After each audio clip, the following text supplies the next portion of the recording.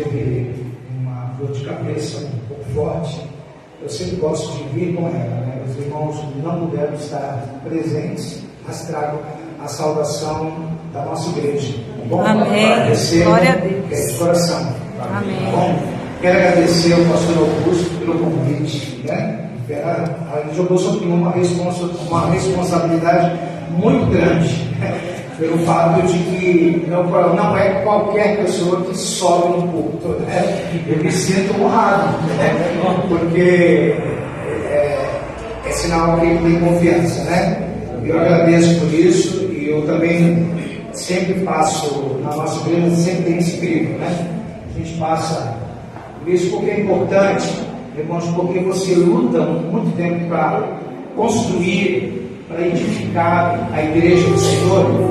De repente vem um menino, criança, infantil, né?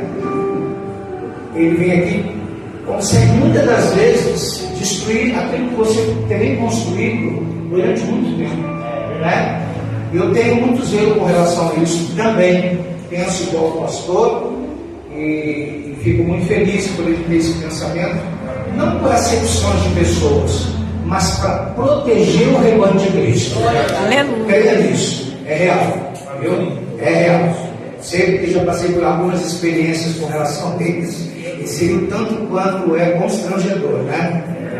E tem horas que é necessário você tomar algumas atitudes, tanto quanto deselegantes, vamos dizer assim, para que possa proteger a igreja. Mas estou muito feliz de poder estar aqui, né, aqui com os irmãos, fiquei muito feliz pelo convite que o pastor me fez, né? Afinal de contas, vocês, sempre que eu os convido, sempre estão lá conosco, nas nossas festividades, das irmãs, da igreja, né? E eu fico muito feliz com a presença de vocês. Eu já nem mando mais carta, né? O nosso grau de amizade e de aproximação é tão grande que a gente já tem a liberdade de mandar convite já pelo WhatsApp, né? Que vem facilitar bastante isso, a nossa vida, né?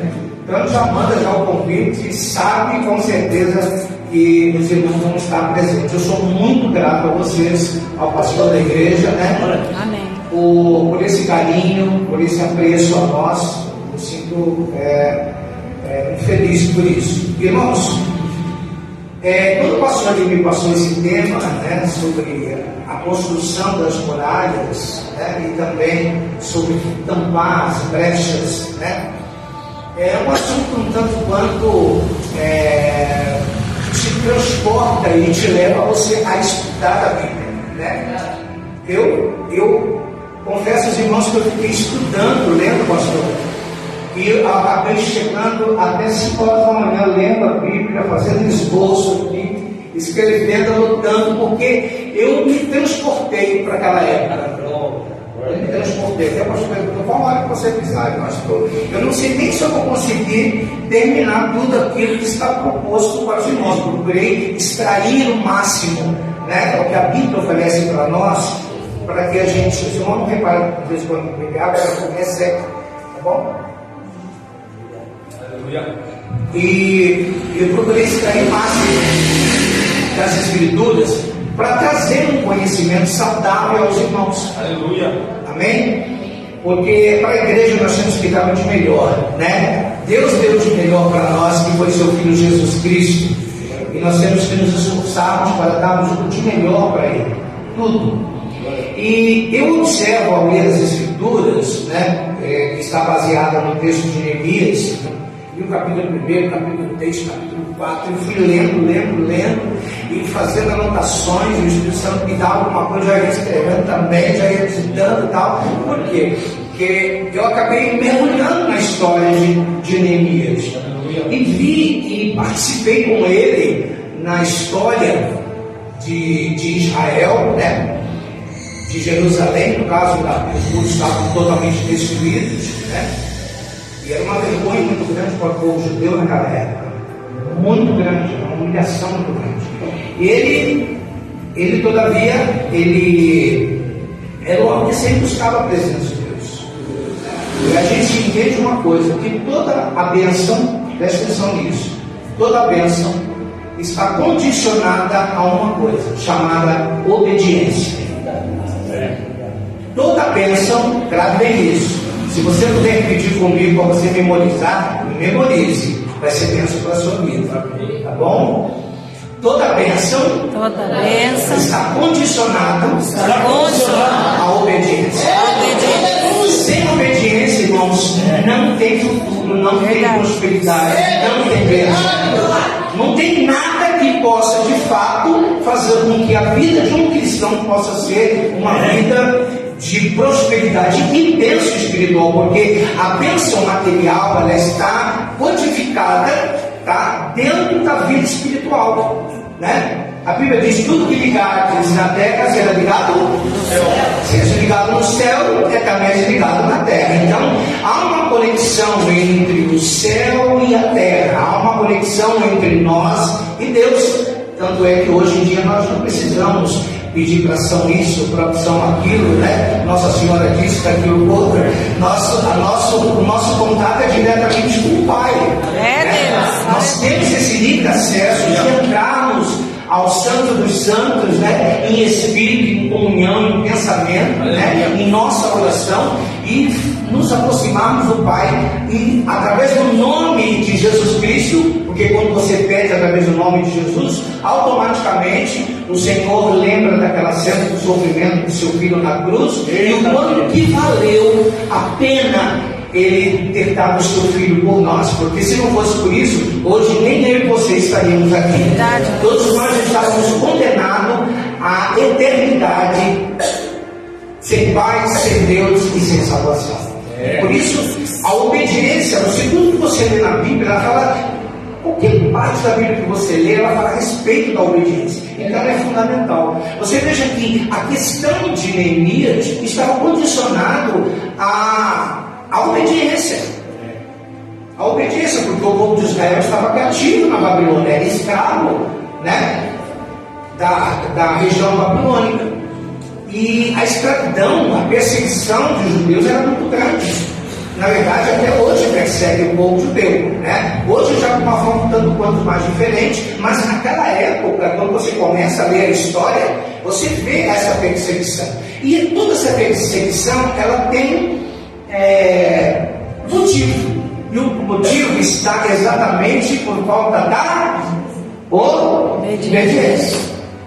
Porque se eles fossem obedientes, irmãos, eles não teriam passado por tudo isso. Pode crer no que eu estou te falando. Aleluia. Então vamos lá. Eu vou narrar aqui rapidinho para a gente poder entender o que é um começo, meio e um fim, né?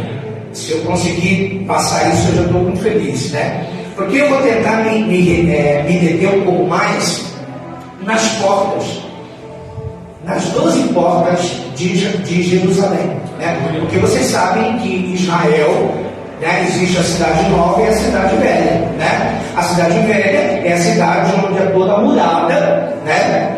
E esses muros, eles foram destruídos. Eles foram na época dos otomanos, em outras épocas, porque na verdade Israel, Jerusalém, ela foi construída, reconstruída, construída, reconstruída, construída, reconstruída, eu acho que aproximadamente quase 20 vezes. Então, imagine só, cidade sobre cidade, cidade sobre cidade, sobre cidade sobre cidade. Então, por isso que as escavações arqueológicas, ela trazem uma riqueza de conhecimento muito profundo, né? Exatamente porque ela consegue detectar, né? E marcar a época, o ano, né? Numa escavação arqueológica, é tão interessante que você está em 2022 e você, nas escavações, você chega a 3.000 anos, a 2.000 anos, na época de Cristo. Você descendo nas escavações, você chega exatamente na época, no lugar onde Jesus andou, na cidade de Davi. Então é muito interessante, muito interessante. Tanto é que o monte, vocês lembram do nome do monte em que o filho de Abraão foi sacrificado? Então o Monte Moriá, né? Esse monte, né? Ele é um monte mesmo. Hoje, devido às escavações, né, onde fica exatamente ali o Muro das Lamentações, né, tem o Muro das Lamentações, onde os judeus ortodoxos ficam lá. Sabe por que eles ficam fazendo isso? Sacudindo o corpo? Vocês sabem isso? Sabe ou não? Pode dizer, se não souber, não é vergonhoso, eu também não sabia, eu aprendi, né? Eles ficam orando ali, né? E recitando salmos, tudo tal. Os irmãos não estão conseguindo me enxergar, se quiser passar para cá, vem para cá mais um pouquinho. Eles ficam ali, no caso, fazendo a oração, purificando o seu corpo e a sua alma, através da oração. Entendeu? Então eles têm esse hábito para isso. Mas os judeus ortodoxos, né? Esses que seguem mais a Torá, no caso, né? Mas voltando ao assunto, que eu precisava dar esse embasamento para os irmãos, então a cidade hoje em dia, na verdade, ela não tem mais 12 portas, são 8 portas. Na época de Neemias eram 12 portas. Existe uma porta que eu vou me deter nela mais lá na frente, exatamente uma porta que nos chama muita atenção. E essa porta ela foi fechada em 1541, se não falha a minha memória. Ela foi fechada, entendeu? Então, na época de Neemias, na verdade, toda a cidade foi destruída. Os inimigos de Israel, eles destruíram as pedras. Olha, que eram pedras enormes, era uma arquitetura fantástica naquela época. Tem pedras, para os irmãos terem uma noção, que tem mais de 500 metros, entendeu? Com 3, 4 metros de altura. Coisas muito grandes. A engenharia naquela época era fantástica. Era fantástica. Para construir vários muros, porque na verdade, em uma das construções, quando abriu o primeiro templo de Jerusalém, nesse templo, Jesus não conheceu. Jesus só conheceu o segundo templo, que foi construído e foi curado por Herodes. E nessa época, Herodes ele aumentou mais. Então, na verdade, a cidade ela é rodeada aproximadamente, o cercado, aproximadamente, se não falha a minha memória, em torno de 5 quilômetros. E existem várias portas, né? Então, eu estou dando mais ou menos essa introdução, os irmãos têm mais ou menos uma lógica com relação quando nós vamos falar sobre o muro. Por que os muros foram destruídos? Por que os muros foram reconstruídos? Por que a preocupação de Neemias com relação à preocupação de poder construir esses muros, de tampar todas as brechas? Isso tem um significado muito importante também na nossa vida espiritual, na nossa vida atual. Então, toda a Bíblia, se você pega as Escrituras, você começa a estudá-la, cair sobre ela, você começa a descobrir riquezas que é trazido do Antigo Testamento, ok? Que tem uma narrativa dentro também do Novo Testamento, porque a Bíblia em si ela se completa. Amém? Amém. Todos estão entendendo? Amém. Glória a Deus. Aleluia. Então vamos lá. Para a gente poder entender um pouquinho melhor da história, aqui é um povo que havia chegado da Babilônia. Eles eram pessoas que eram judeus sofridos por causa da perseguição, por causa da escravidão naquela época. E um grupo de famílias de judeus, eles foram para a região onde estava Neemias, né? E quando Neemias ele vê essas pessoas da família, ele questiona, né, até os estrangeiros também, ele questiona a respeito do que havia acontecido com Jerusalém. Aí eles disseram, no caso Neemias, ele começa a dizer, disseram finalmente que os muros de Jerusalém estavam caídos e que os portões que haviam sido queimados ainda não tinham sido consertados. Quando vi isso, quem está falando isso, quem está narrando essa história é Neemias, ok? Ele começa a dizer, quando eu vi isso, eu me sentei e chorei muito. E durante alguns dias eu fiquei chorando e não comia nada. Então não foi um dia, foram vários dias, ele triste, amargurado, porque a sua terra, a sua nação estava destruída, né? Imagina você chegar aqui em Socorro, você vê todos os prédios destruídos, né? Vê o portais destruído, né? Como que você vai sentir? Puxa, destruiu a nossa cidade, né? E ele chorava muito desesperado com relação a isso, não comia. O que ele fez? Olha só, ele no lugar de recorrer a outras fontes, ele foi e recorreu-se diretamente a Deus. Está vendo? No lugar das dificuldades, nós temos que recorrer àquele que de fato pode resolver os nossos problemas. Verdade. Só Deus pode resolver os nossos problemas, e ninguém mais. Tem pessoas que ela se sente tão amargurada pelo sofrimento que ela não aguenta, ela precisa de alguém para ela poder falar. E muitas das vezes você acaba falando algo que pode até te comprometer em alguma coisa, e de repente o amigo fala para o seu melhor amigo, e o amigo do amigo fala para o melhor amigo do amigo, e quando você vai ver, o ciclo já está montado, a fofoca está feita e a vida destruída. Verdade. Então nós temos que ter essa coerência de entendermos que tudo que nós precisamos e tudo que nós quisermos questionar e tudo aquilo que nós quisermos fazer, nós temos que dobrar os nossos joelhos e rogar ao Pai em oração, que está de prontidão para nos ouvir, não só em alguns momentos, em todos os momentos da nossa vida. Existe que os seus ouvidos não estão agravados para que não possa ouvir, e nem as suas mãos guiadas para que não possa salvar. O nosso Deus é o Deus verdadeiro, é o Deus de Israel, é o Deus de Isaac, o Deus de Jacó, o Deus da minha vida, o Deus da tua vida, o Deus dessa igreja. Aleluia, Deus. Porque a igreja do Senhor, tá? Somos todos nós ali, lá na frente fica só a placa. Eu sempre costumo dizer isso na nossa igreja. Irmãos, lá é a placa da igreja, porque ela precisa de uma razão social, né? Precisa estar com o seu documento pronto, para que chegue a uma fiscalização, a gente tem que apresentar. Mas a igreja de Jesus era uma só. Foi dada a minha responsabilidade para cuidar ali da Assembleia de Deus, ao qual sou pastor de lá há quase 11 anos, né? Que estou aqui morando em Socorro, era do Guarujá. Só, né? Não deixa de ser que eu nasci lá, né? Meus filhos moram lá, tenho casa lá, minha mãe mora lá, minha irmã mora lá, né? Meus netos. Então a gente sempre está ligado mesmo assim. Então a gente vê que lá fora está a placa, mas aqui dentro está a igreja de Jesus.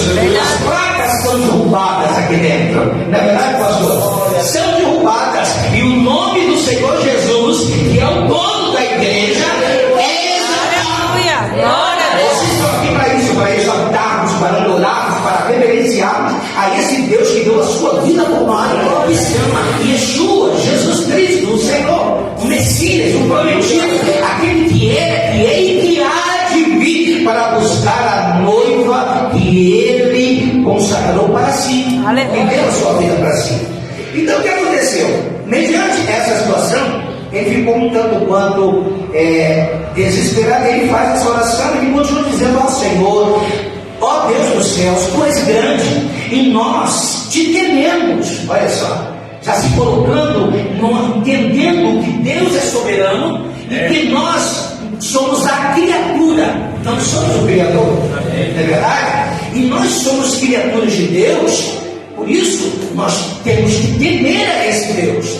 O temor de Deus, ele tem que transcender tudo aquilo que você possa imaginar. Se você consegue entrar no fórum de Socorro sem camisa, você consegue entrar de boné, de camiseta, de bermuda. Por que na igreja muitas das vezes a gente vem mulambento, não é verdade? Desarrumado, de qualquer jeito, e a gente acha que aqui a gente pode tudo. Opa, não pode não. Aqui é a casa do rei. Tem que ter reverência. Se não tiver reverência, amado, a porta está lá fora aberta para quem quiser entrar e para quem quiser sair. Não é verdade? É verdade. Porque é isso, a realidade é essa, irmãos. Verdade. A gente tem que ficar me endossando o crente manhoso, não. É verdade.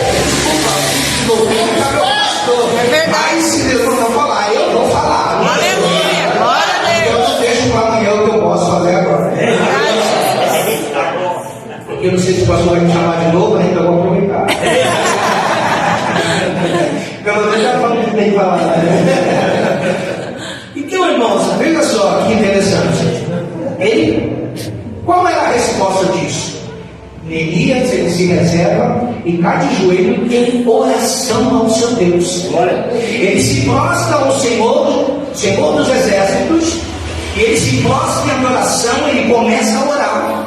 Na oração, o que é uma oração? Oração é você contar as tuas dificuldades, as tuas alegrias, o teu contentamento, o teu descontentamento, as tuas bênçãos, agradecendo, pedindo, né? Muitas vezes a gente mais pede do que agradece, na verdade, né? A gente é um pouco egoísta, né? A gente tem que agradecer mais do que realmente pedir. Mas não tem para pedir, nós temos que pedir certo. Porque o próprio Jesus disse: se não recebeste, é porque pedistes mal.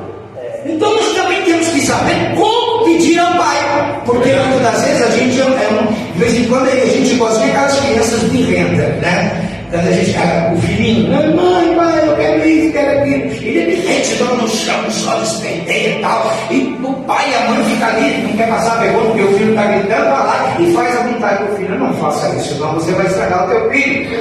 É a mesma coisa que Deus fez e que Deus faz conosco. A gente é pequeno, a gente fica lá, mas eu quero, e Deus não te dá nenhuma resposta. Aí você quer ingratidão, você diz: eu não vou mais na igreja porque Deus não fala comigo. Eu falo, mas Deus não me responde. Eu preciso daquilo, Deus não me dá, Deus não me vê, Deus não me enxerga. Eu vejo, aí compara o crente com o ímpio. O ímpio lá fora tem mais do que eu, mas ele não tem um Deus que você tem. Aleluia!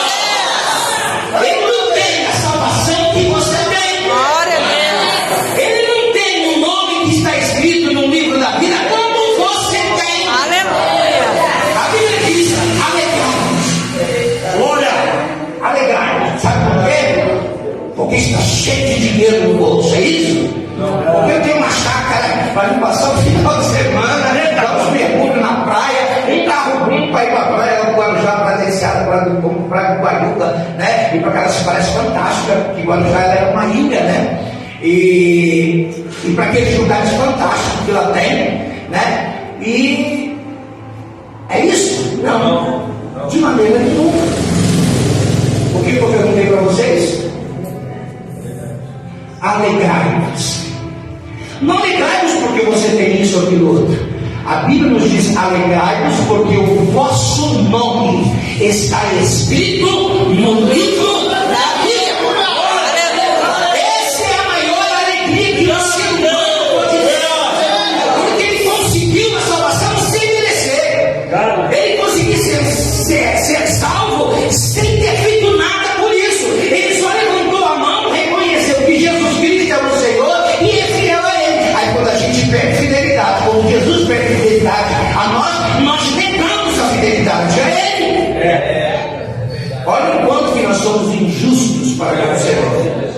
Mas Neemias não, ele foi agradecer ao Senhor, foi lá buscar em Deus a resposta. Ele diz: ó Deus, Deus dos céus, Tu és grande. Olha só, ele já começa exaltando o nome do Senhor. Tu és grande, e nós te tememos. Quer dizer, eu não sou nada, nem para levantar minha voz em oração e te pedir alguma coisa. Olha só, Tu és fiel. Ele está dizendo: mas eu não sou. Olha aí, ó. Eita. Porque está falando com temor a Deus. Tu és fiel e guardas a tua aliança. Aleluia. Nós quebramos a nossa aliança quando nós pecamos, quando nós adulteramos, quando nós fornicamos, quando nós roubamos. Nós quebramos a nossa aliança com o Senhor. É verdade, Senhor. Nós quebramos. E essa aliança foi conquistada com sangue. Papai. Você pode observar que a aliança não tem marca nenhuma, dinheiro, né?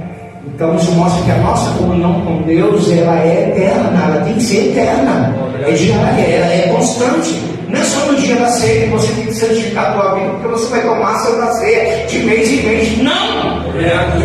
Você tem que santificar a tua vida para ter um contato com Deus, para que você fale e Deus responda, você peça e Ele te dá. Você precisa estar com inteira comunhão com Ele em obediência. Aí ele fala a respeito da aliança. E aqueles que te amam, obedece os teus mandamentos. Você pega lá no Salmo 119, aí você sabe qualquer versículo. Aí não está escrito lá leis, juízes, mandamentos, né? Tudo relacionado a isso, sobre os mandamentos, a lei, palavra, né? Tudo isso, o Salmo 119, você acha essas palavras diversas que quer dizer a mesma coisa que eu estou dizendo aqui: juízes, mandamentos, leis, enfim. Aí você começa a dizer que olha para mim, ó Deus, ouve as orações que te faço de dia e de noite em favor dos teus servos. Ele não estava pedindo um dia só, ele estava pedindo uns dias sequenciais. Ele não recebeu a resposta de Deus do dia para a noite, não. Mesmo sendo fiel a Deus, Daniel recebeu a oração no mesmo dia? Sim ou não? Recebeu. Daniel recebeu. Da paz de Deus ele recebeu. Quando Daniel ora ao Senhor, Deus manda a resposta para o anjo. Porém, Satanás que via todas as coisas, ele com seus anjos de guerra, demônios de guerra, eles não deixaram o anjo passar em direção à terra para responder a oração de Daniel. Foi guerra durante 21 dias. O anjo era mais fraco do que aqueles espíritos, aqueles principados que ali estavam. Guerra espiritual é de principado para principado. Não tem jeito. Quem veio para poder abrir caminho para o anjo passar e dar a resposta para Daniel? Quem foi? Miguel. Por que Miguel? Porque Miguel é quem protege Israel. Cada nação, tá? Estou fazendo uma analogia, tá? Dentro daquilo que eu conheço, ok? Eu creio, Edson, tá? Eu creio que cada nação, Deus tem um príncipe que cuida de uma nação. Como também tem príncipes espirituais, demônios, ou melhor, a gente fala demônio para poder entender, né? Porque tem potestades e principados, né? É como se tivesse a cidade e o estado. Um manda na cidade, né? Um é prefeito e o outro é governador, vamos dizer assim, né? E tem o presidente da república também, né? E assim vai indo a hierarquia. Na mundo espiritual também há hierarquia. E ele estava orando ali, o Miguel não recebeu a resposta. Quando Miguel vem, porque ele é guerreiro, né? Ele protege Israel, ele abre, destrói sozinho aqueles demônios terríveis, e o anjo passa e traz a resposta para Daniel. Aleluia. Sabe por que eu digo para você que Deus realmente respondeu no primeiro dia? Porque Daniel, ele tinha uma comunhão muito intensa com Deus. Olha aí, ó. Ele orava a Deus 3 vezes ao dia, de manhã, à tarde e à noite. A sua janela do seu quarto era aberta em direção a Jerusalém. A sua oração era feita em direção a Jerusalém. É que nós não sabemos aqui no mapa geográfico onde está a direção de Jerusalém. Mas não esteja para cá, faça a sua oração para Jerusalém em direção a ela.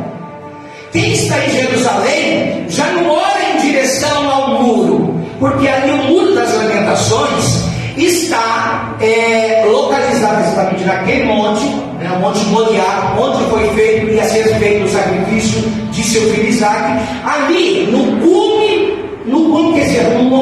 meio do monte, tá? Ali foi construído ali o Domo da Rocha, atual Domo da Rocha. Quem sabe o que é Domo da Rocha? Não sabe? Quando você aparece uma foto de Jerusalém, não parece como aquela parte toda dourada em cima, que aquilo é tudo ouro, né?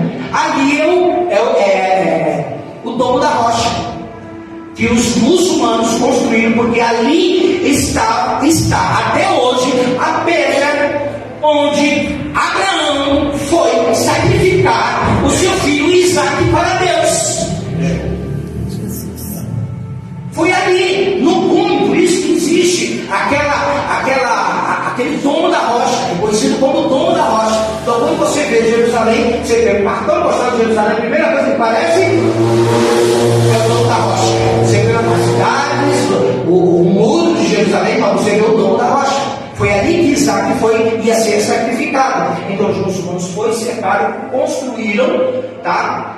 Há milhões de anos atrás, tá? Parece que não sei se foi 500 e pouco, antes de Cristo, depois de Cristo, não lembro muito bem. Mas foi construído e eles tomaram. Então foi feito um acordo entre Israel e os muçulmanos. Ali é tudo região de israelense, né? Pertence à cidade velha de Jerusalém. Porém, quem domina aquele domo da rocha são os muçulmanos. Eles já veio um tratado para a gente ficar com o domo da rocha, tá? Que nós construímos aqui. Vocês são donos de tudo aqui, mas só que é o seguinte: quem manda lá dentro somos nós. Entendeu? Ninguém entra lá dentro se não for muçulmano, nem israelense. Sabia disso? Nem israelense. De vez em quando ele cede para alguns tal entrar. Cristão, mas nem de perto. Nem de perto entra lá dentro. Eu já vi, eu sou muito curioso, né? Eu fico fuçando lá na internet, já vi vários documentários, né? Que mostram a respeito. Até Israel Marim mostra, legal. Israel Marim Casarini, ela mora em Israel, não sei se vocês já ouviram falar a respeito dela. Ela é brasileira, casada com um judeu. Obrigado. Casada com um judeu, tem um filhinho de 1 ano, chamado Yair, né? Eu encontrei com ela lá na igreja Church em São Paulo, né? Eu sigo ela no YouTube, né? Porque essa história é fantástica.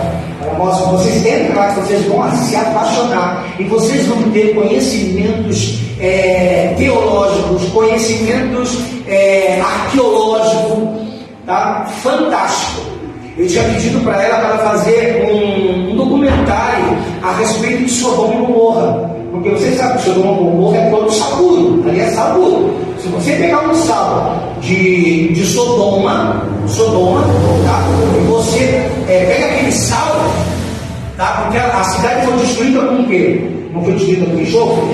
Veio enxofre do céu, mandou e destruiu toda a cidade. Então, aqueles salos ali são enxofres vindo do céu que Deus destruiu, tem lá até hoje. E aí ele pega o enxofre e ela pega um fósforo, risca fogo e aquele enxofre começa a pegar fogo até os dias de hoje. Toda a cidade de Sodoma, Gomorra e cidades circunvizinhas, porque Sodoma ela fica em frente ao Mar Morto. Em frente ao Mar Morto. O mar que tem muito sal, que você pode nadar lá, que você vai ficar sempre flutuando, né? Você não afunda, porque a quantidade de sal é muito grande, né? Por causa da região ali, porque depois da destruição de Sodoma e Gomorra e das cidades circunvizinhas, foi tudo sal, é tudo sal. E tem um outro rapaz que eu sigo, ele também é judeu, ele faz, aquele pessoal que sobe naquelas coisas lá, rapel, né? Rapel. Ele faz rapel, tem vários túneis, mas muitos túneis dentro da cidade de Sodoma. E é tudo sal, placas de sal dentro da terra. Eles entram lá dentro da cidade de Sodoma e é tudo sal, tudo destruído. Você não vê nada, só sal, sal, sal e sal. E tá, exatamente. Obrigado por me ajudar aí. É fantástico. Então você vê que coisa que Deus tem com Israel, né? Mas vamos lá. Feito isso, ele orava ao Senhor, pedindo ao Senhor, ele simplesmente pega, já no capítulo 2, Neemias, ele servia ao rei, o reinado de Artaxerxes. Um dia, quando o rei estava jantando, ele pegou o vinho, no caso Neemias, pegou o vinho e vai servir o rei e também a rainha. O rei nunca havia visto a tristeza que estava no coração de Neemias. Ele servia ao rei, como de costume, mas havia uma tristeza. E pelo fato do rei, o rei Artaxerxes, ele ter o contato direto com Neemias com ele, porque ele que servia a mesa com o rei e a rainha, ele conhecia o seu servo. Ele gostava dele muito. E ele simplesmente, ele questiona, o rei Artaxerxes, ele questiona a Neemias, né? O rei nunca havia visto ele triste com ele, e isso ele perguntou: por que você está triste? Você não está doente, portanto deve estar se sentindo infeliz. E a gente estava infeliz por estar ali servindo o rei. Então, eu fiquei, Neemias dizendo, com muito medo, e respondi: que o rei viva para sempre. deixar parecer triste quando a cidade onde os meus antepassados estão sepultados está em ruínas e os seus portões estão queimados. O rei perguntou: o que é que você quer? Ele pensador, orei a Deus do céu e depois disse ao rei: o Senhor está contente comigo se quiser atender o meu pedido. Deixe-o ir para a terra de Judá, a fim de reconstruir a cidade onde os meus antepassados estão sepultados. Os pais dele estavam sepultados lá. E o rei, tocado por Deus, através da oração de Neemias, Deus toca no coração do rei, da rainha, e diz: quanto tempo você precisa para ir ajudar e reconstruir os muros de Jerusalém? Ele disse, a Bíblia não registra, mas ele disse, e ele pediu ainda ao rei que mandasse alguns decretos, algumas cartas de recomendação a alguns príncipes daquela época, para que ele pudesse entrar, passar pelas cidades até chegar em Judá. A recomendação dada diante do rei, porque ele não podia ser preso, ele podia ser morto, então ele precisava dessa carta para poder passar por meio das cidades, que era caminho de Judá. E quando ele foi, o rei liberou para eles madeiras, toras de madeiras, liberou pedras, liberou um monte de coisa, e ele mandou uma comitiva junto com ele para Judá.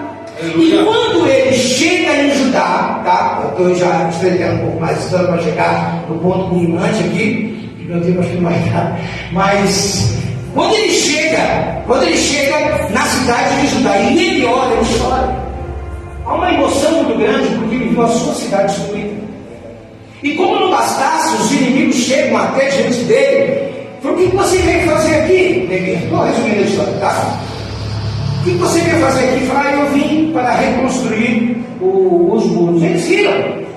E na cara dele, falou: você está doido, rapaz, você vai construir nada aqui. Né? Alguém já jogou de você quando você falou alguma coisa que você estava planejando no seu coração de realizar, e a pessoa falou: você fazer isso?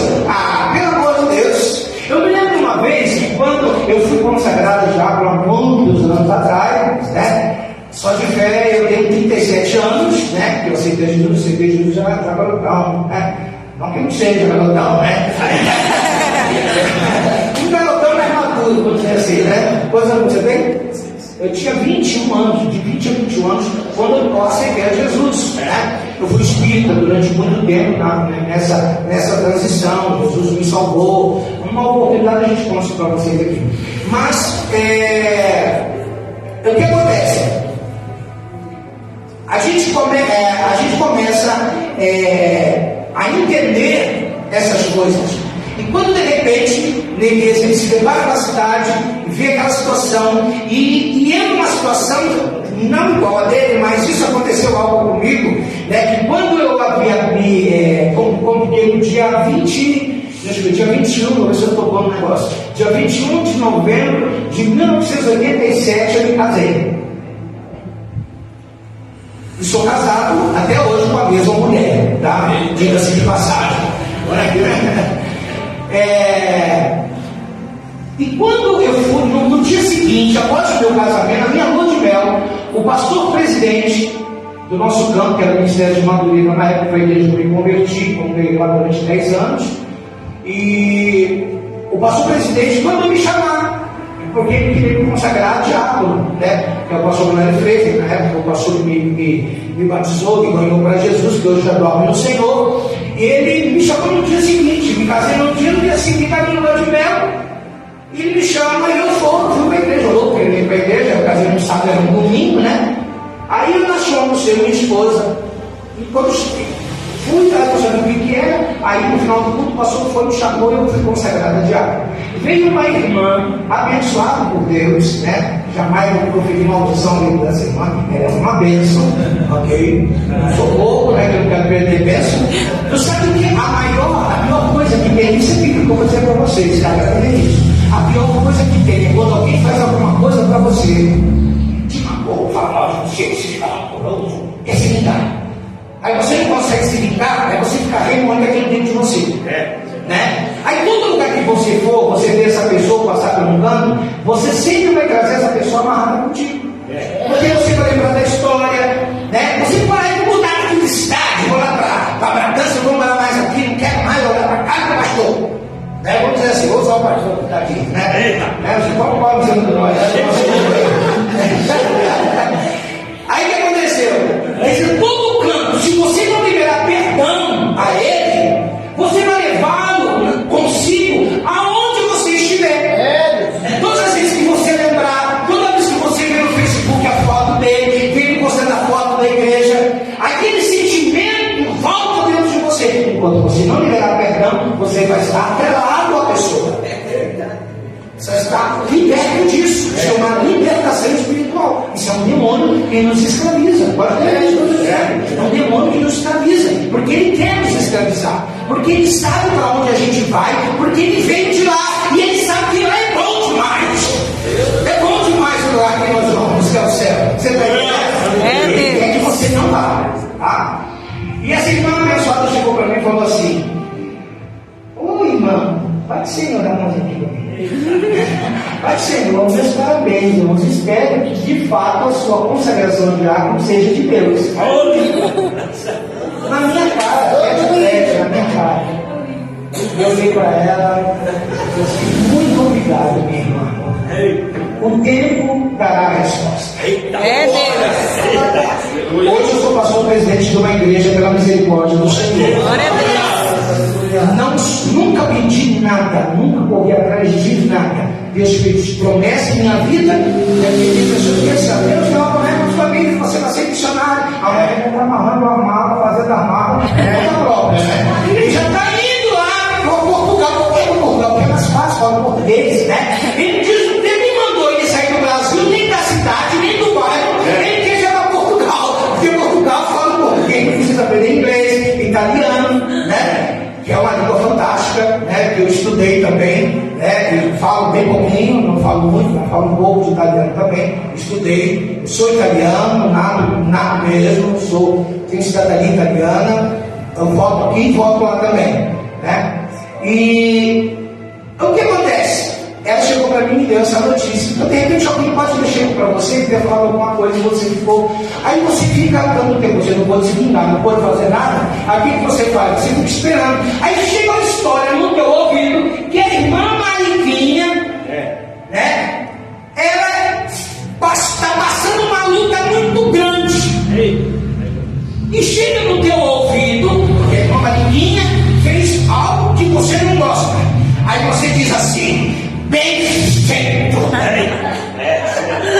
Bem feito. Você não podia lá falar o que eu quero, mas está aí. Agora está passando a prova, o cara está passando aí. É a pior desgraça você falar isso e Deus ouvir. Porque Deus ouve. Não tem como ele não ouvir. Sabia disso? O que eu estou te falando é bíblico. Eu te provo, está na Bíblia. Tá? Tudo que eu estou te falando aqui está na Bíblia. Jamais estou ocupado em nome do Senhor para falar coisas minhas. Porque eu não tenho nada para te dar. Não tenho nada para te oferecer. Eu só posso oferecer aquele que é o Senhor dos Senhores. Só Ele é capaz de dar alguma coisa. A gente mostra o caminho, a gente empurra às vezes as pessoas rabugentas, né, crentes, ali que fica ali.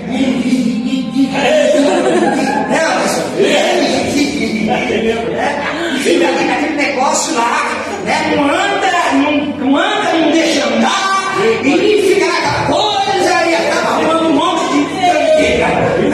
E não tem necessidade, na verdade, né? Vai ser feliz em nome de Jesus e deixa os outros ser felizes também. Aleluia, Deus. Aí o que acontece? Aí você disse: a dona Mariquinha, ela está passando por isso, perfeita, ela não fez isso no passado, fez isso. Sabe o que Deus faz? Quando Deus ouve isso, Deus imediatamente vai lá e tira a prova, a perseguição que a Mariquinha está passando. Porque Deus não quer que você se cresça em cima da desgraça do outro. Deus não quer. E Deus não permite. Deus vai lá e tira a aprovação, a dor, o sofrimento que a Mariquinha passa a ser feliz, graças a você, burro. E ficou dizendo que foi por tua causa, né? Foi por tua causa.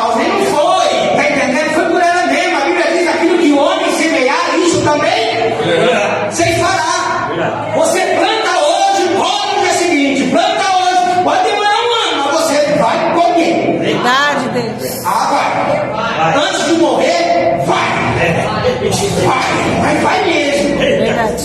Vai mesmo. Vai colher mesmo. Você não morre. Feliz, né? Até você pagar o que você tem que pagar. Sabe por quê? Por amor a você. Por amor da tua alma. Aí você não entende porque você está sofrendo, está passando angústia, né? Seja mais resiliente. Seja mais resiliente. Vigie mais. Fale menos. Deus. Se queixe menos. Agradeça mais. É a melhor coisa que a gente faz. Glória a Deus. Deus se ama. Pastor.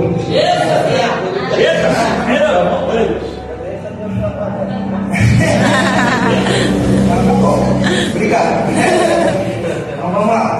E ele, voltando ao texto, né? E ele chega e é emparelhado por aquelas pessoas que começaram a falar mal. Ele simplesmente disse: nós iremos construir. Ele não aceita aquela palavra de maldição sobre a vida dele e sobre Judá, sobre os muros que precisavam ser construídos, porque havia destruído tudo, a cidade estava arrasada. E a Bíblia diz que à noite, de madrugada, Neemias e mais um outro, que eu não lembro o nome dele agora, quando você lê lá na Bíblia, né? A pessoa que precisa de mão beijada, aí você lê a Bíblia, né? Vai de madrugada e entra na cidade e começa a olhar os anciões, os moradores da cidade. Eu não sabia que Neemias estava lá, porque eles logo iriam ligar que Neemias tinha vindo para resolver alguma coisa. E quando Neemias ele começa a primeira coisa, criar estratégia. Ele olha tudo, ele sonda dentro de toda a cidade, todos os pontos, todas as localidades. Porque você pode observar que em Israel, em Jerusalém, tem muitas casas, né? Existe um comércio também, né? Até o lugar onde Jesus havia dolorosa, onde Jesus passou, né? Para ser crucificado fora da cidade, porque na verdade os muros, qual é a finalidade do muro? O muro, a finalidade do muro era para trazer a proteção para dentro da cidade, para os seus moradores. Então, quando os inimigos vinham atacar a Jerusalém, né, eles eram protegidos pelas cidades. Então, os muros, estrategicamente, tinham lugares, né, onde ficavam os atalaias, que eram soldados armados com os armamentos daquela época e ficavam como sentinelas em cada ponto estratégico. Aqui traz a revelação com relação às portas. Cada porta tem um significado. Por isso que eu estou falando para vocês, acho que eu não vou conseguir, é uma pena, porque são informações importantíssimas para nós. Mas eu vou tentar mesmo assim, bom? Prometo. A primeira porta, aí depois de ter feito toda a estratégia, um mapeamento, eles chamam os anciões, os moradores da local, eles dizem para ele: olha, o Senhor, eu orei ao Senhor tantos dias, e Deus falou no meu coração fortemente, e disse para mim que era para eu vir para cá, e nós iremos reconstruir os muros. Nós vamos reconstruir também os portões e vamos fortificá-los.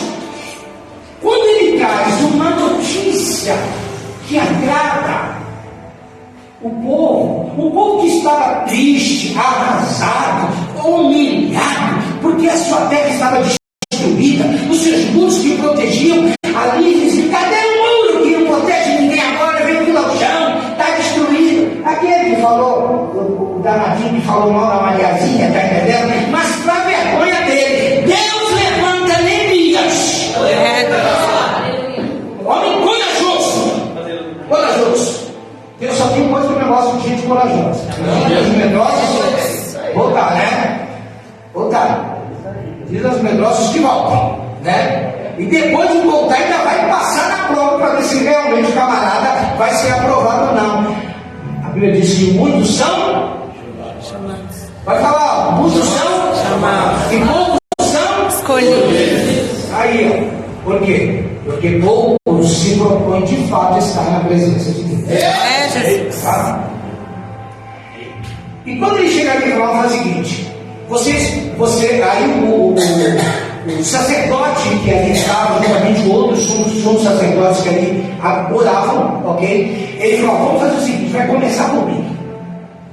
Eu, juntamente com o meu grupo aqui, os moradores aqui dessa região, nós vamos começar a levantar um muro, vamos fortificar as portas com materiamentos fortíssimos, colocar as travas fortíssimas e vamos depois eles ficarem empolgados, eles ficaram animados, que até pelos olhos das outras pessoas, incrédulas, pessoas que no lugar de ajudar, ficam reclamando, sempre dando para trás.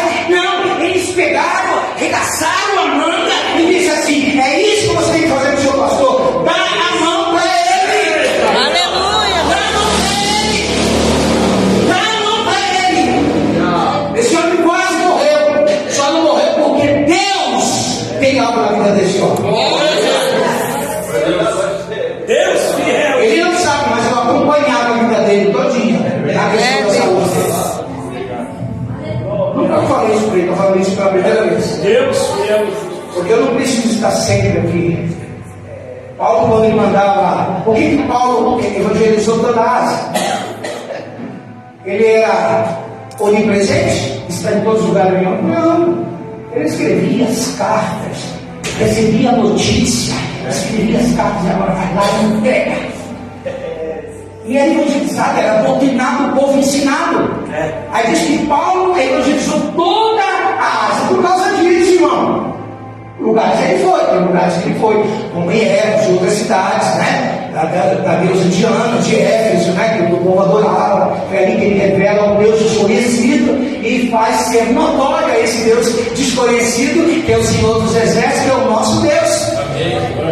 E ele conta e o povo fica animado.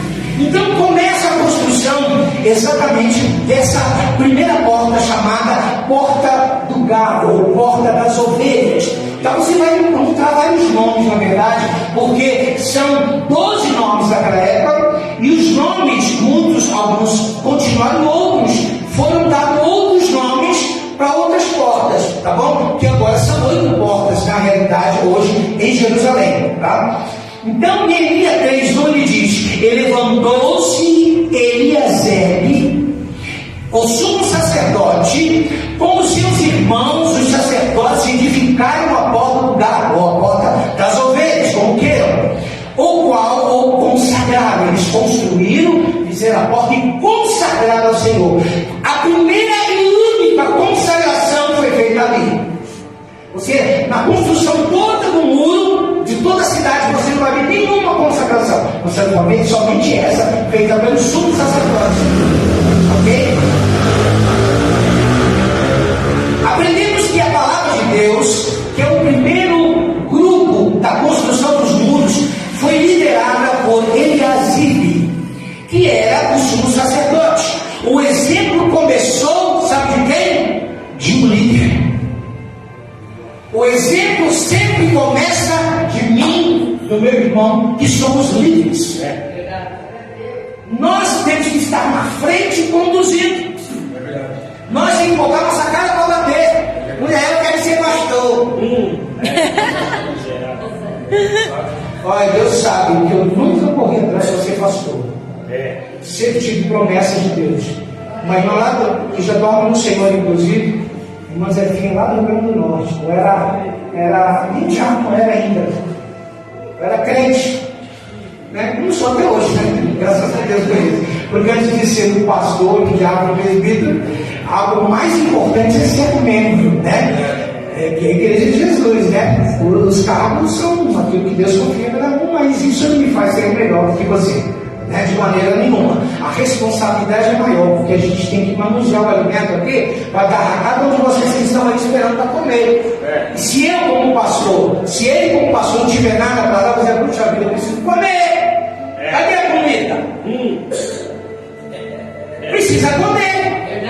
Os obreiros têm que fazer igual o Faustão, né? Tem que se virar nos 30. Se vira nos 30.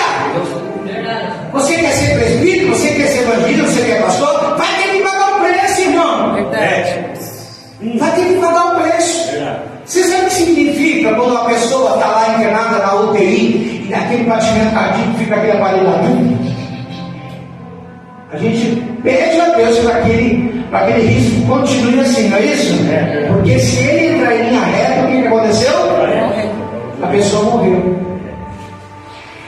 Espiritualmente, a mesma coisa na nossa vida. A nossa vida é altos e baixos, altos e baixos, altos e baixos, altos e baixos, altos e baixos. Mas vai chegar uma hora, você vai morrer. Para você morrer, é necessário você passar por altos e baixos. Sabe por quê? Porque você vai amadurecer, você vai crescer, você vai evoluir. Você está entendendo? Transforme toda a sua luta, sua angústia, sua depressão, né? Porque a questão de depressão é muito forte, né? Muito forte aqui na cidade, em todos os lugares. Nós vemos homens da Bíblia que também passaram por momentos depressivos. Não é vergonhoso, não, irmão. Pedir ajuda não é vergonha. Mesmo que você tome cardenal, né? É médio esportista, né? Sei lá o quê. Mas eles começaram a construir. Começou a construir. Então a liderança que são os sacerdotes foram os primeiros a dar exemplo. Este grupo começou a edificar a porta do gado, a porta da ovelha, também conhecida como porta das ovelhas, como já disse, e levava este nome porque por esta porta passavam ovelhas que eram destinadas ao altar do sacrifício. Então, por aquela porta entravam todos os animais, as ovelhas, para serem sacrificadas em adoração ao Senhor. E hoje em dia não precisa mais, porque Jesus foi o cordeiro que foi imolado, não existe mais outro sacrifício. Eu preguei um dia desse na igreja, lá o pessoal com a pulga atrás da orelha. Eu disse bem claro para eles: é o seguinte, você já foi comprado com o sangue de Jesus. Amém? Amém. Todos os seus pecados já foram redimidos pelo sangue de Jesus. Amém? Amém. Como vocês estão lá, eu estou falando lá, né? Não foram redimidos? Foram. Amém. Então, quantos sacrifícios houve? Um só. Quem morreu na cruz? Jesus derramou seu sangue. Amém. Se você voltar a pecar, Jesus vai ter que morrer de novo por você? Não, é um só sacrifício. No momento em que eu peco, hoje eu estou cortando a aliança e dizendo que o sacrifício vicário de Cristo na cruz não me serviu para nada. É verdade, Deus. E por isso Deus. só faz um pedacinho de Romanos. Eu sou péssimo para gravar versículo e tal, eu sei que é na minha mente, né? Mas não dá muito bem. Você vai ter que passar por isso. Então, é que ela está muito. Então é melhor você frear o freio de mão, dominar a tua natureza humana, que você luta com ela todos os dias. Você pensa que eu não luto com a minha natureza? Eu luto também. Sabe onde está a minha natureza? Está aqui, ó. Com licença. Está aqui dentro. Na minha cabeça. Porque eu luto comigo mesmo todos os dias. Todos os dias. Mecanismo, faça isso de não. Olha para aqui, não. Pega aquilo, não. A luta é constante. Eu tenho que me vigiar 24 horas por dia, 48 horas, 78 horas. Eu tenho que me vigiar todos os dias, momentos da minha vida. Até quando tomo banho sozinho, eu durmo, estou sozinho em casa, ou fui viajar, ou minha mulher viajou, eu estou sozinho em casa, ou ela ou sem ela. Mas eu tenho que estar vigilante 24 horas por dia. Eu posso errar, eu posso dizer: teu sacrifício aqui foi válido, porque não consegui dominar a minha própria natureza. Você pensa que ser crente é fácil? Se fosse fácil, o Senhor Jesus não tinha dito que o reino de Deus ele é tomado o quê? Não vem no e-mail para você, não, no WhatsApp, alguém não manda para você? Não. A Bíblia diz que o reino de Deus, porque quarta-feira a respeito do reino e da justiça, a coligação, a importância dos dois, o reino e a justiça juntos. Eu disse na quarta-feira, ontem no caso. E ele começa a te mostrar isso, o como é importante, porque uma coisa está ligada à outra. Você precisa ter uma vida equipada diante de Deus, para que você possa construir os muros da sua vida, e fechando as brechas. E eles começam a construir, eles vão Deixa eu já pular aqui rapidinho. Eles vão para o segundo muro. Opa. Que é chamado a porta do peixe, né? A porta do peixe, a segunda porta. Isso é Neemias 3:3, que diz: e a porta do peixe edificava os filhos de Asenaá, ao qual emadeiravam e levantavam as suas portas com suas fechaduras e os seus ferrolhos. Esta porta, ela era usada para um local de encontro, de venda de peixes, como fosse uma peixaria, tá? Aquela porta era condicionada a isso. Ali depois, ela foi restaurada e atraída por muitos comerciantes, tá? De várias regiões, eram chamados para lá, ok? Essa porta, ela representava um trabalho, se faz lembrar da chamada de Pedro com relação à pescaria. Em Mateus capítulo 4, versículo 18 e 20 diz: e Jesus, andando junto ao mar da Galileia, viu dois irmãos Simão, chamado Pedro e André, os quais lançavam as redes no mar, porque eram pescadores, e disse-lhe: vinde após mim, e eu vos farei pescadores de homens. Então eles, deixando logo as redes, seguiram. Ok? E todos os escolhidos foram chamados para serem testemunhas do Senhor, e chamados para fazer os discípulos, para pregarem o Evangelho.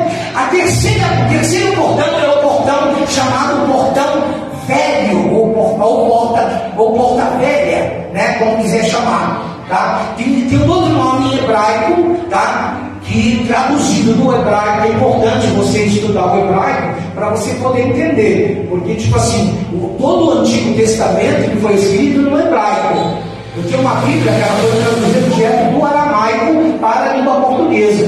Nós perdemos algumas coisas, por quê? Porque é transcrito do hebraico traduzido para o inglês, do inglês para o português. Eu tenho uma Bíblia que já é traduzida diretamente sem passar pelo inglês.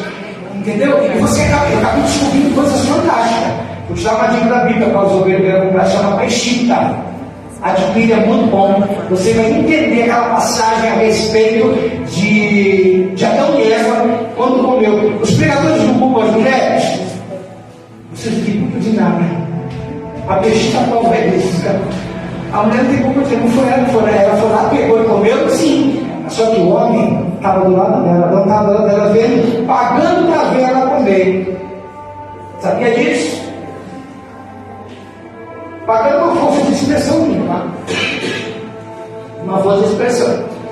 Porque ele estava vendo, ele sabia, ele foi criado primeiro, né? E depois viu ela comendo e ela oferece para ele, ele pega o olho para ela, viu que ela mordeu, não aconteceu nada. Depois que ele comeu, aí o negócio aconteceu. Sabe por quê? Fala para mim, por quê? Porque a aliança que Deus tinha era com o homem. Quando Deus dá a terra do Éden, que isso é um outro estudo, a terra do Éden para Adão e Eva morarem e habitar naquela terra, espiritualmente falando, Deus passa a escritura da terra. Para você poder entender melhor. Você, para ter uma terra, você tem que ter escritura. Você diz: eu sou dono dessa terra. Prova, está aqui a escritura. Ele tinha uma escritura dada por Deus. Só que Satanás passa a lábia na mulher. Automaticamente também cai. Sabe o que acontece com as escrituras? Com a escritura de terra, Satanás vai lá e toma posse. Sabia disso? Satanás toma posse da terra. Por isso que Jesus disse: o pai deste mundo, é isso? O dono desse mundo, ele fala que é Satanás, porque ele é um princípio. Ele é um príncipe. E ele é respeitado até como príncipe. Sabia disso? Mesmo ele sendo mal. Se aprofunde nisso, você vai descobrir coisas fantásticas. Eu fiz um estudo na igreja para eles entenderem essas questões com relação ao mundo espiritual. E então a culpa não é da mulher. A mulher foi induzida, né? O homem, na verdade, por isso que a Bíblia diz que o homem tem que proteger a mulher. Você diz que a mulher tem que honrar o seu marido, não é isso? Depois de casa, mas a Bíblia diz que nós, os maridos, nós temos que dar a nossa vida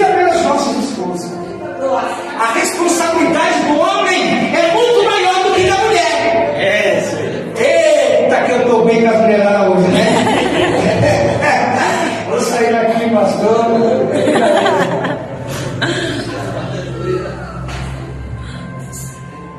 Vocês me toleram mais um pouquinho ou não? Amém. Pode ser? Pode ser, irmão? É minha noite. Tá com sono. Eu tinha que ter me dado 7 anos. É tão precioso, irmão. Tão precioso. Que não vale a pena você ir embora sem você receber. Tudo isso com poucas palavras. Eu estou cortando aqui muita coisa, né? Então, na porta velha, aí diz assim: segundo a palavra de Deus, é imutável. Apesar das antiguidades, ela jamais fica velha. Ela é sempre atual. O nosso Deus não está interessado em novidades. Vamos fazer uma novidade aqui na igreja?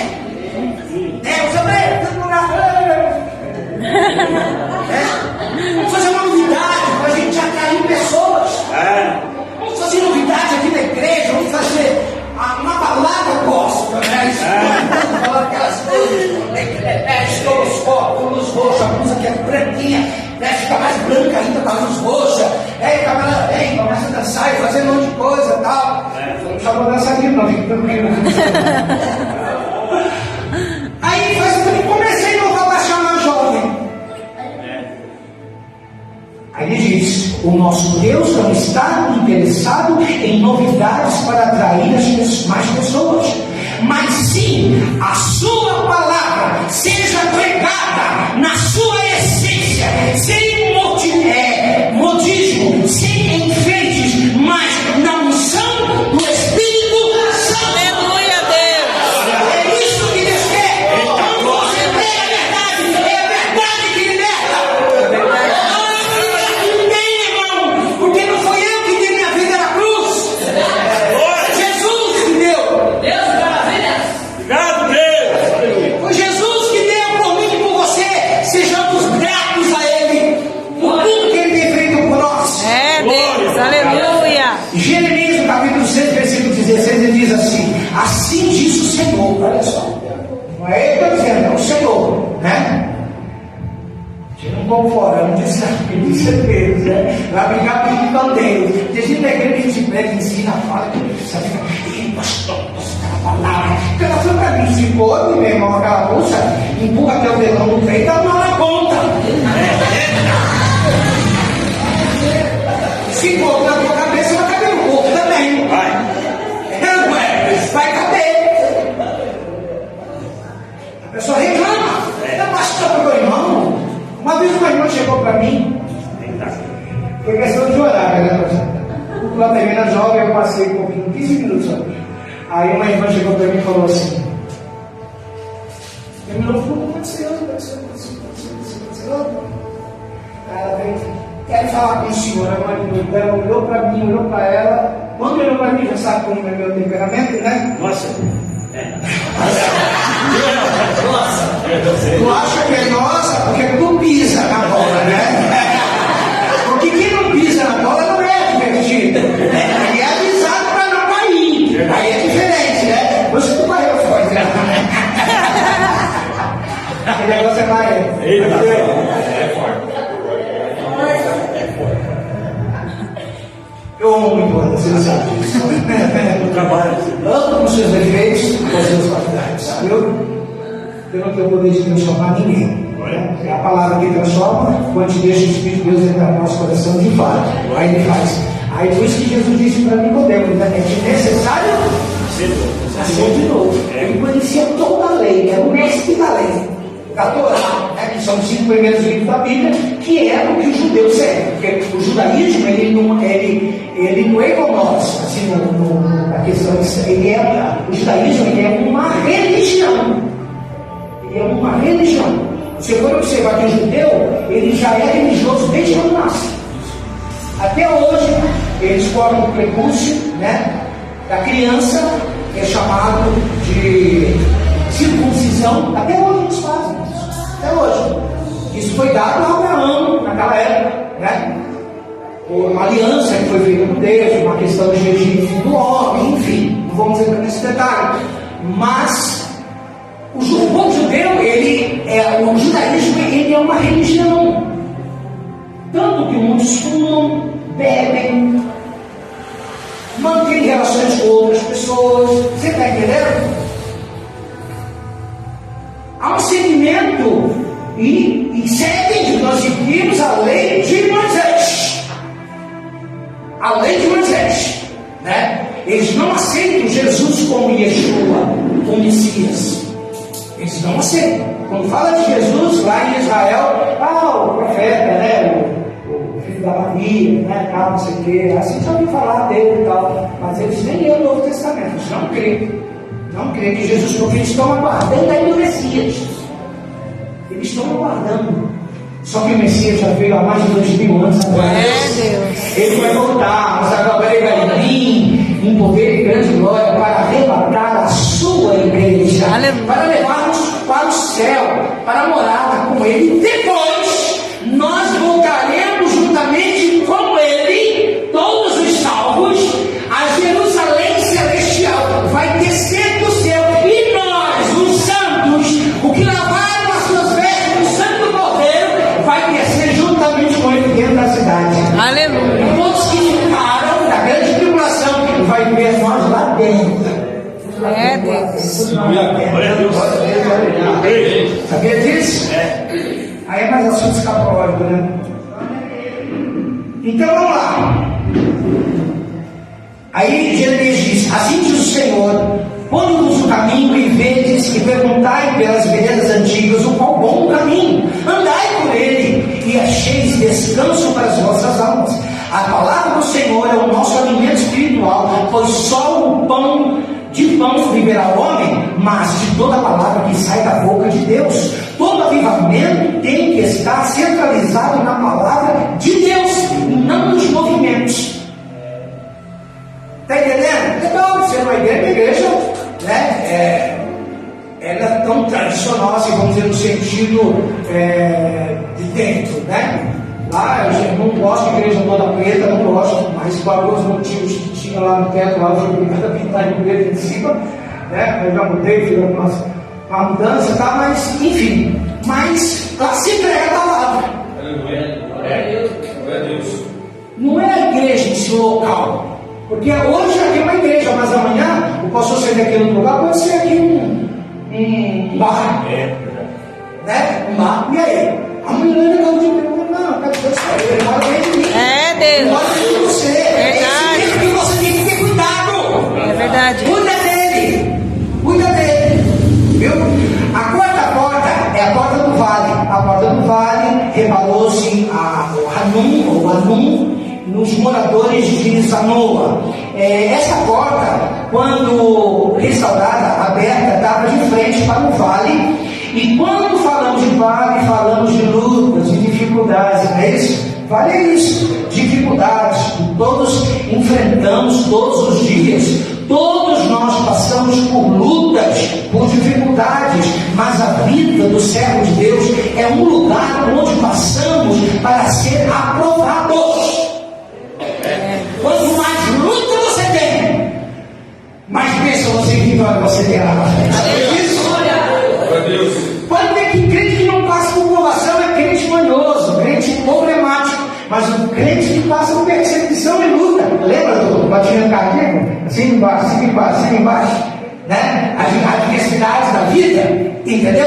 Isso que faz amadurecer, e outro que faz buscar em Deus o refúgio os problemas das minhas situações, tá? Ainda que eu andasse, a Bíblia diz, no vale da sombra da morte. Olha só que coisa linda, Salmo 23, versículo 4. Ainda que eu andasse no vale da sombra da morte, não temeria mal algum, porque tu estás comigo, a tua vara, o teu cajado me confortam, me consolam. Davi disse isso com propriedade. São salmos de Davi, são cânticos de Davi. Por isso que nós precisamos analisar muitas das vezes as nossas vidas, verificar onde estão as brechas, reparar as brechas. Se é preciso retroceder, retroceda. Não é humilhante. Ele tem que pedir perdão, peça perdão, porque a Bíblia diz que os humilhados serão exaltados. Sabe isso?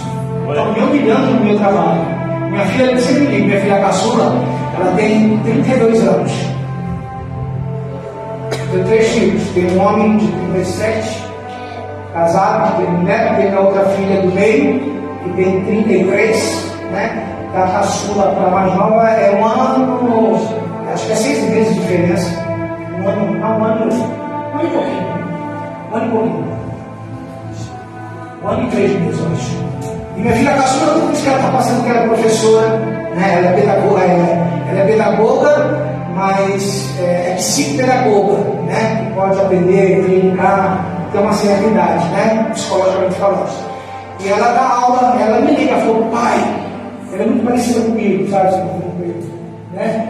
Meu pai, ela falou, fala contigo, você vai me perder. Eu falei, manda, minha filha. E ela liga para mim e a gente fica, 12 anos.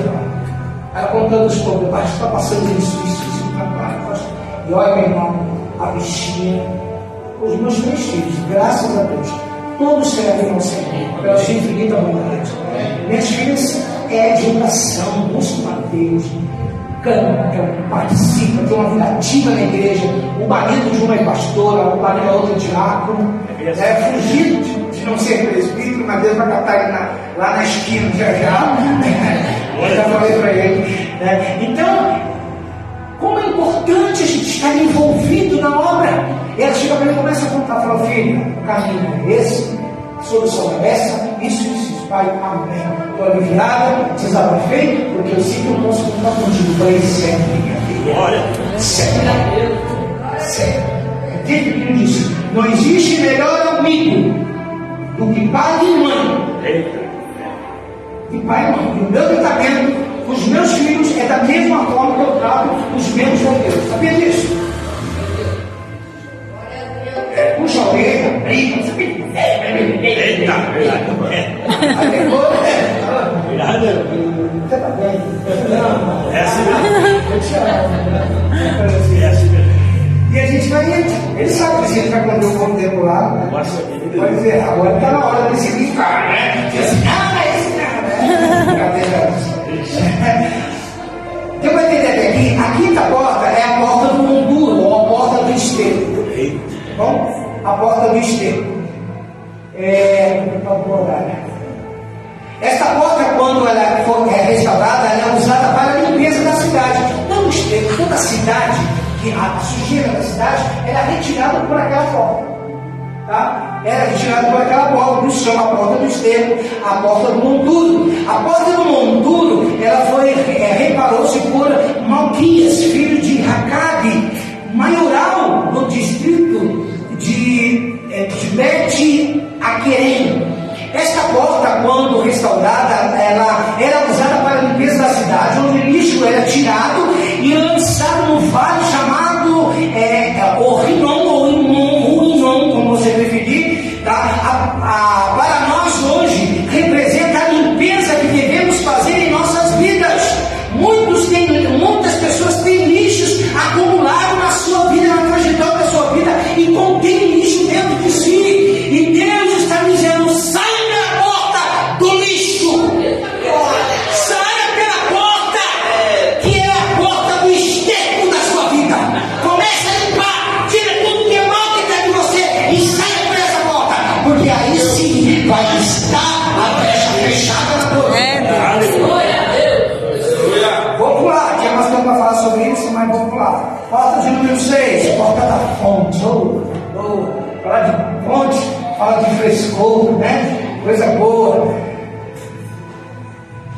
Os pastores só tem que falar, coisa boa mesmo.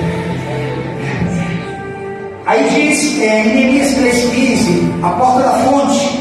E a porta da fonte, nisso que eu estou contando a respeito da história, tá? Deixa eu só explicar.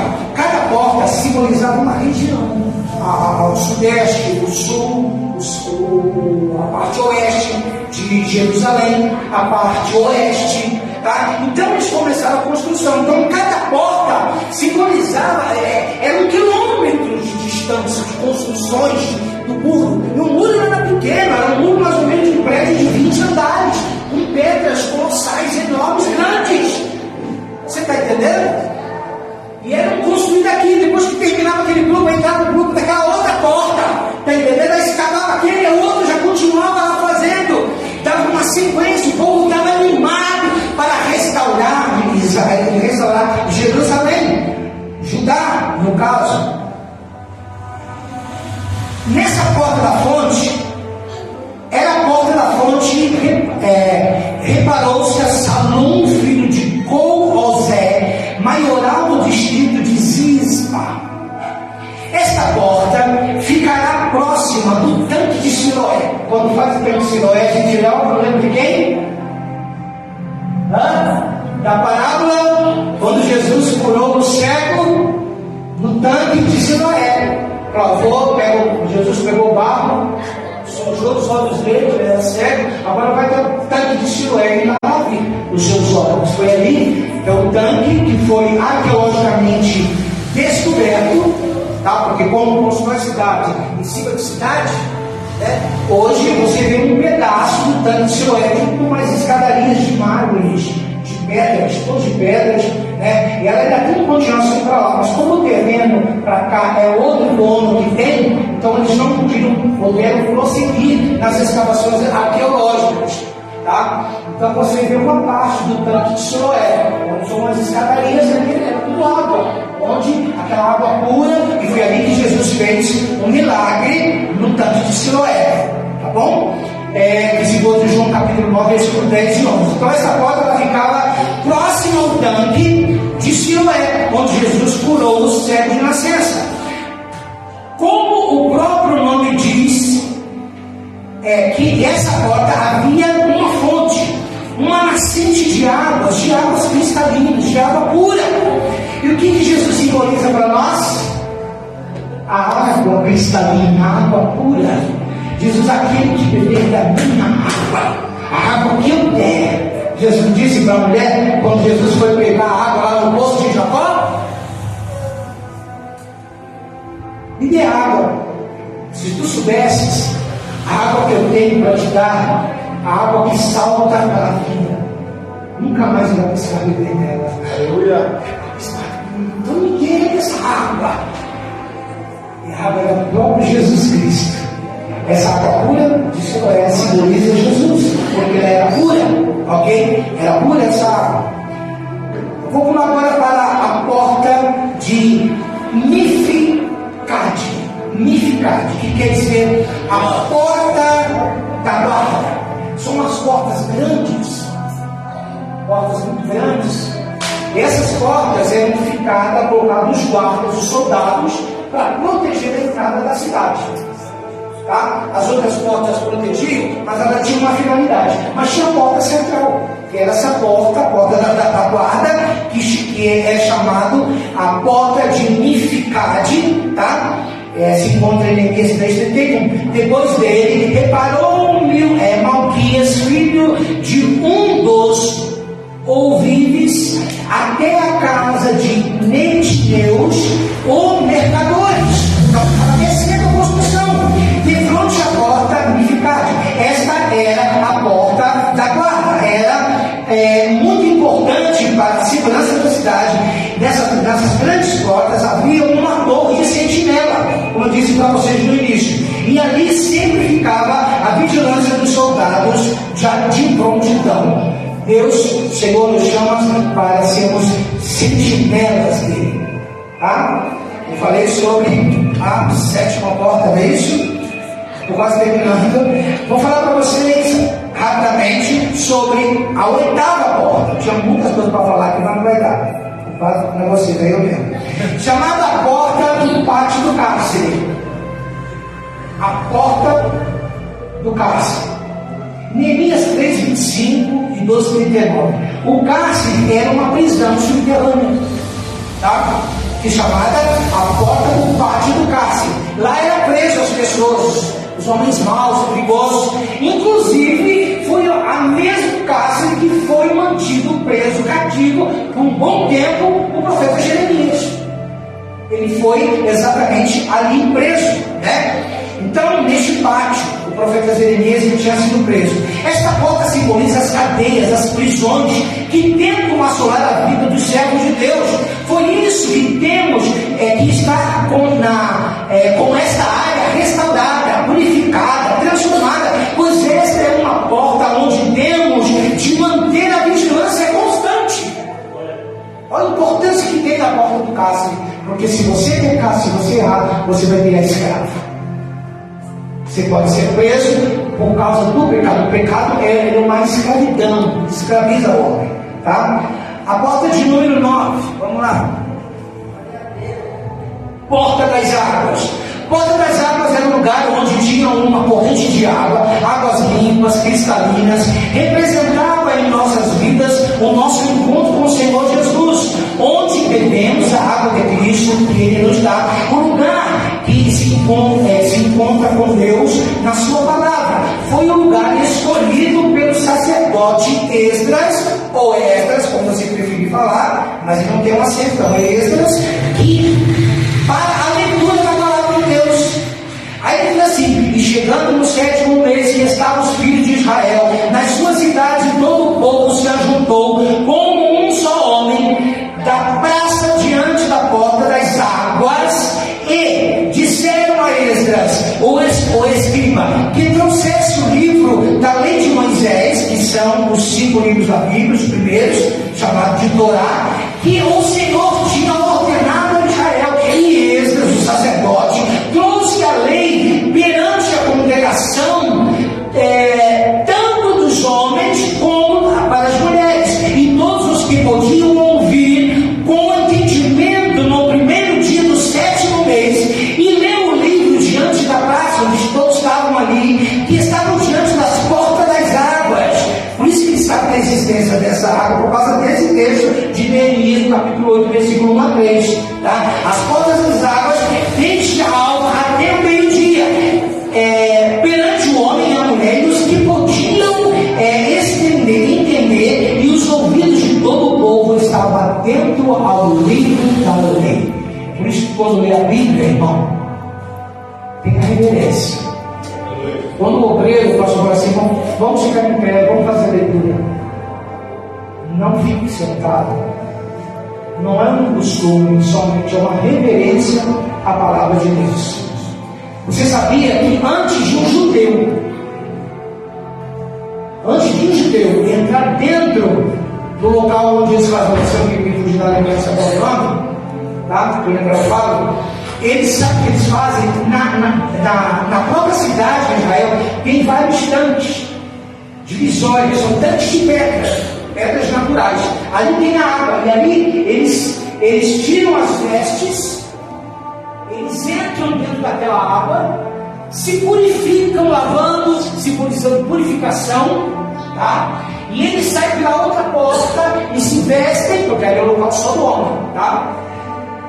Tudo na rocha, tudo na pedra, para eles poderem ir até o templo e lá, com toda a reverência, ler a Torá, ler os mandamentos de Deus.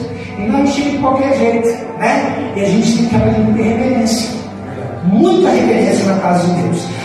10ª porta, a porta dos cavalos. Existe a porta? Sim, existe a porta do cavalo. A porta dos cavalos era onde ficavam os cavalos usados dos guerreiros, onde era preparado para a guerra. Simboliza as batalhas, as lutas que enfrentamos em nossas vidas.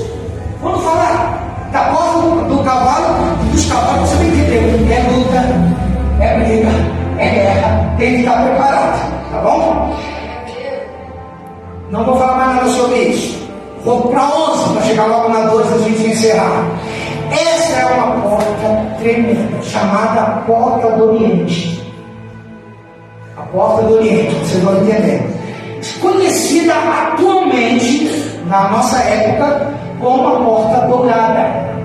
São 2 portais assim, tá?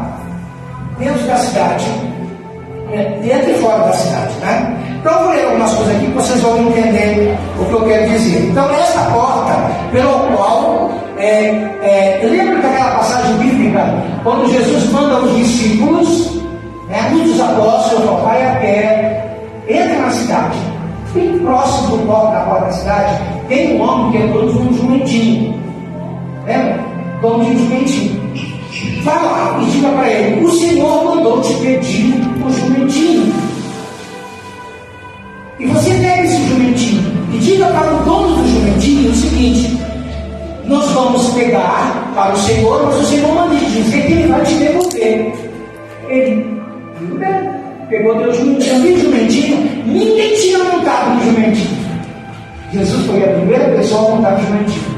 Sabe o que os apóstolos fazem? Pegam as suas túnicas e colocam sobre o jumentinho, fora da cidade, tá?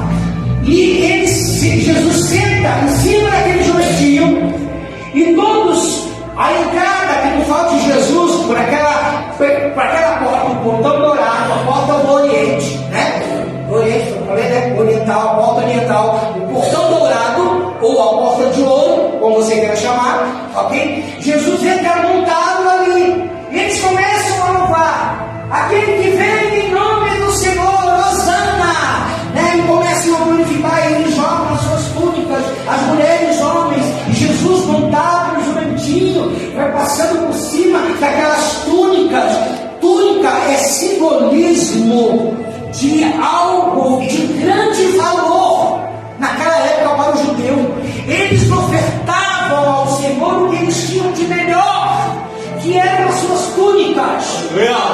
Eles jogaram as túnicas, e Jesus, por isso, você precisa saber por que Jesus passou por cima daquelas suas túnicas. Passou por cima. Era a honra que estava dando ao Salvador, ao Messias. E como não bastasse, eles pegavam as palmeiras, arrancavam folhas daquelas palmeiras e colocavam, e o jumentinho ia passando em direção dentro daquela cidade, daquele portão, em sentido exatamente, porque essa porta era de frente do templo, onde era sacrificado os animais,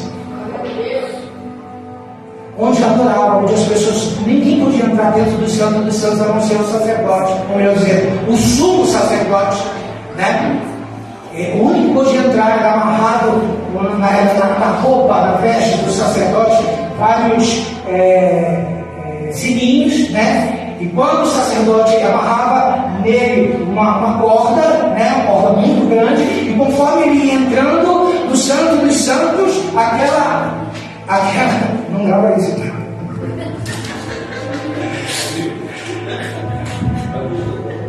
Edita essa pergunta. Ele passa por ali, entendeu? E ele começa o sininho tocando. Quando tiver o sininho tocando é porque o sacerdote está vivo. Se o sacerdote parar de tocar o sininho, ele só puxava e vinha para lá no morto. Porque ele estava em pecado. Ele foi tocar em algo santo. O próprio Deus diz: sede santo. Olha só, ele está dizendo isso para quem? Para mim e para você. Ele diz: sede santo. Sede santo. Diga para o seu irmão: sede santo.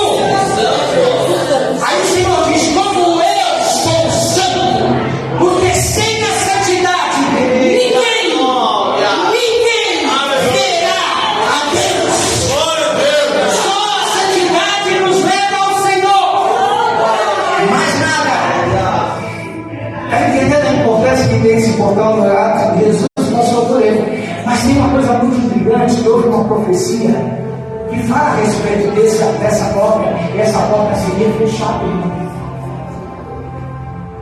Seria fechada, e é fechada até hoje, até os dias de hoje. Ela só vai ser aberta quando Jesus voltar.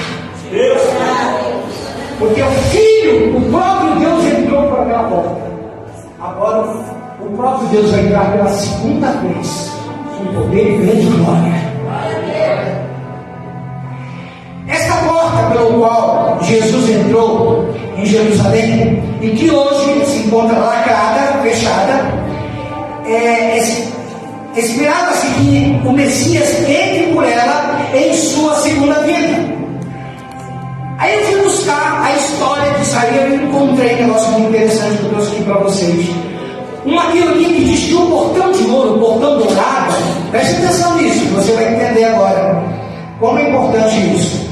Porque o portão de ouro, né, o portão dourado, atualmente, o portão atual, provavelmente foi construído em uma teoria que diz que o portão de ouro atualmente foi provavelmente construído no ano 520, como parte de uma série de construções em Jerusalém por parte do imperador bizantino Justiniano, sobre as ruínas, sobre as construções, quer dizer, tinha ruínas, destruição, foi construída em cima, como eu falei, de cidade em cima de cidade. Outra teoria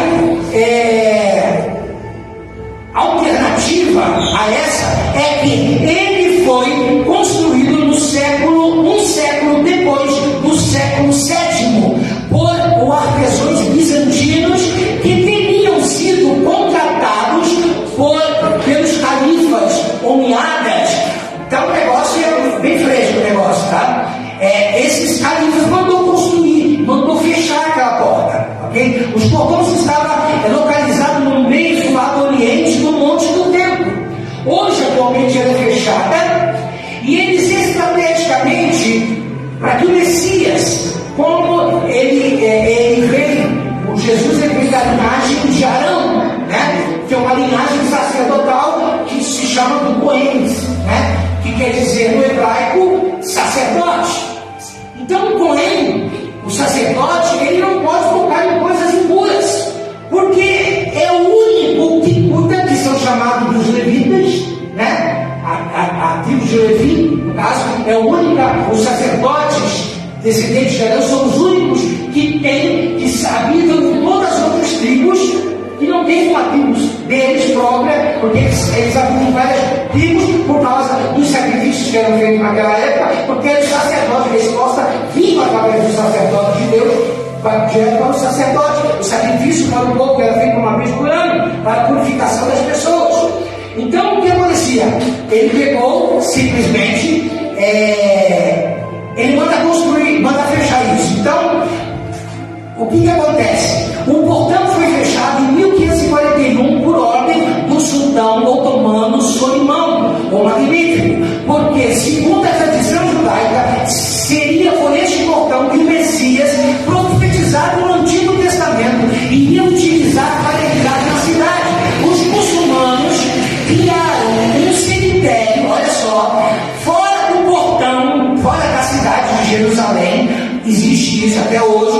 Como eles estavam convencidos que o profeta Elias, o precursor do Messias, que anunciou que a respeito do seu retorno, a novo profeta não se atreveria a entrar pelo lugar, porque eles eram um Cohen, né?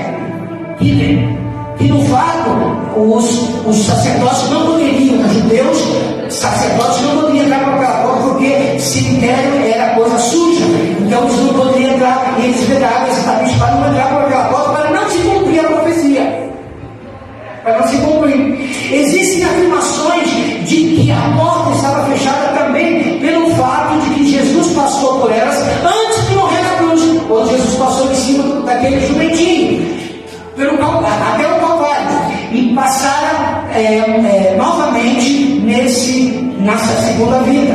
Para terminar essa parte, ele diz em Ezequiel capítulo 4, que coisa linda, Ezequiel capítulo 44, versículo 1 a 2 diz: então me fez voltar para o caminho da porta exterior do santuário, que olha para o oriente, a porta dourada, o qual estava fechada. Ele estava profetizando.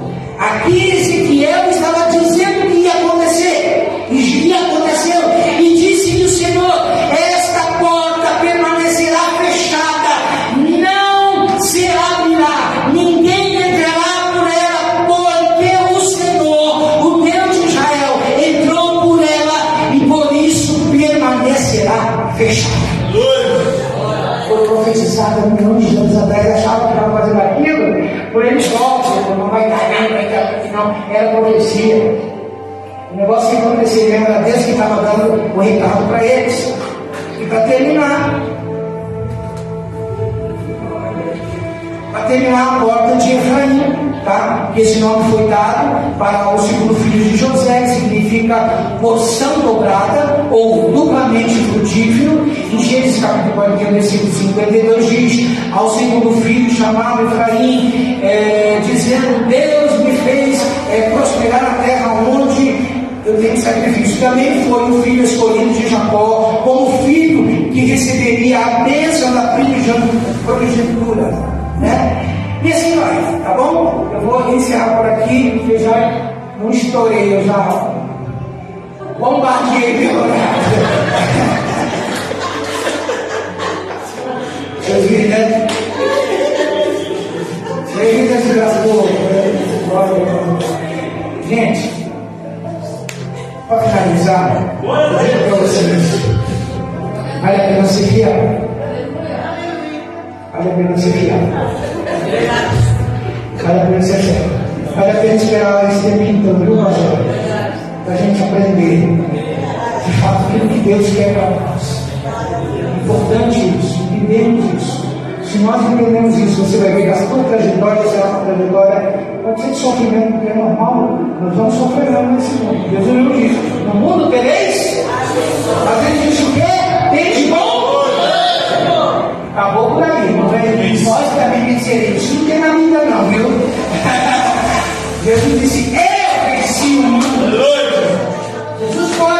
não vencer, pode te contar. Se a gente olha na vida dele, eu venci o mundo. E ele pode dizer, não, mas ele venceu dele. Por isso que tudo que nós fazemos, honramos ao nome dele. Ele é digno de todo louvor e adoração. Eu amo esse Deus. Eu amo. Eu amo com toda a minha força, com todo o meu entendimento, com toda a minha energia. Eu amo Ele. Eu sou grato a Ele por tudo que Ele tem feito por mim. E porque ainda há de fazer. Sou grato a Ele. Você pode aplaudir o nome do Senhor?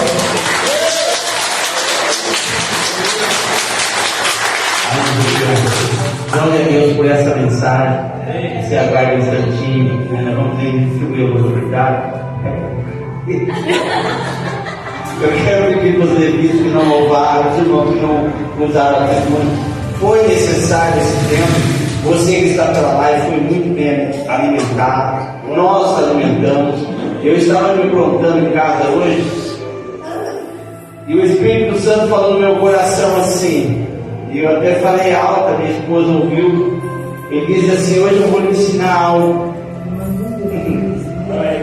E aí eu lá falei assim: tem muita gente que vai na igreja me buscar, não, vai fazer cartão. Você acredita? E eu não entendendo aquilo, eu falei em voz alta, minha esposa sabe disso. Se é para bater cartão, vamos bater cartão. Hoje Deus te ensina algo de uma maneira especial. E quando nós estávamos no mundo, você tinha tempo. Hoje nós estamos na casa do Senhor, buscando ao Senhor. E quando Ele começa a falar, e quando Ele começa a explicar, quando Ele começa a dar da sua palavra, a gente quer determinar tempo. A gente quer olhar para Ele e dizer assim: não. Então, para você que veio bater cartão hoje, receba de Deus, sabe o quê? A sua hora extra.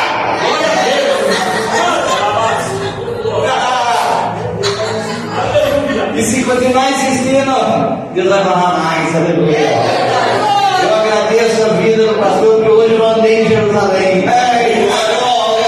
Hoje eu pude entrar em lugares que eu talvez não vá entrar, mas através da mensagem, através dessa qualidade, através da essência, eu pude ir aonde Deus quis nos levar. Alega o Senhor, irmãos. Às vezes a gente vai numa festa de casamento e para servir o bolo demora. Você não vai embora sem o bolo. Você come batata, e não vai embora. E nessa noite você sai alimentado.